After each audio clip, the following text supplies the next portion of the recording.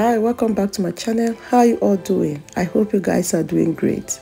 So today's video, I'm going to be baking a cake. As you can see, I have butterfly butter on my hand, 500 gram. I'm going to put it on the bowl and then add sugar. I'm using all the butter depending on the quantity of cake you're doing anyway. So I'm going to be adding sugar, 1 cup of sugar, and then I'm going to use my mixer to mix it until the sugar dissolves inside the butter. Some people will say until the butter is light in color.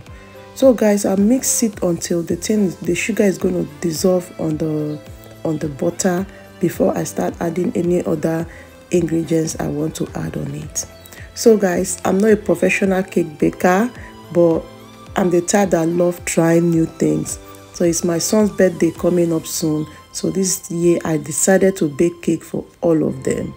I repeated this process until I noticed the sugar have dissolved into the butter. Then I started to mix my egg. I used 6 eggs for this.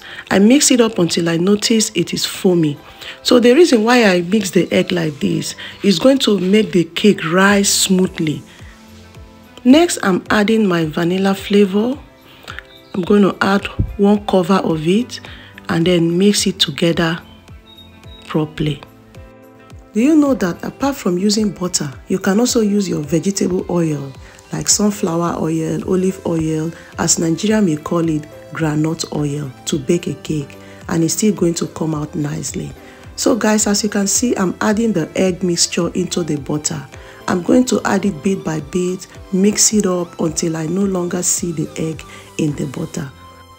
After mixing the egg into the butter, the next thing I added was milk. I added a ½ cup of milk into the butter. Sorry guys, the clip was deleted from my phone. I don't know how I misplaced the clip. So after mixing it, this is how it's going to look. This is 3 cups of flour, a spoon of baking soda, and nutmeg. You can also use baking powder if you don't have baking soda, it's the same. I'm going to mix it up properly and then use my sieve to sieve it into the butter. So guys, this process, I don't need my mixer anymore. I'm going to use a spoon to mix it, or any other object to mix the flour into the butter.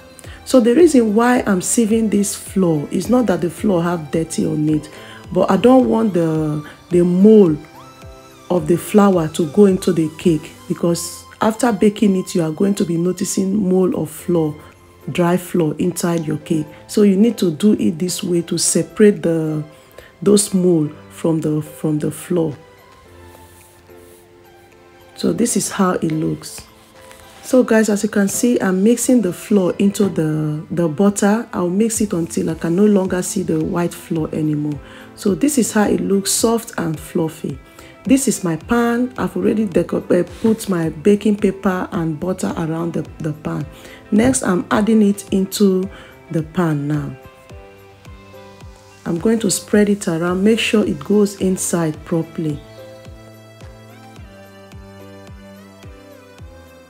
So once I'm done, the reason why I'm heating it like this, I want it to settle down at the bottom of the pan.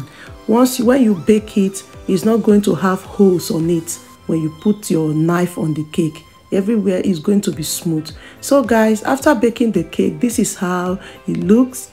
Before I put the cake in the oven, I place a lid on top of the pan, because I don't want the cake to rise above the pan. Stay tuned guys. On my next video, I'm going to show you how I ice this cake for the first time. Alright guys, thank you so much for watching this video. I hope you enjoy watching this video. If you do, give me thumbs up, leave good comments and share. See you all on my next one.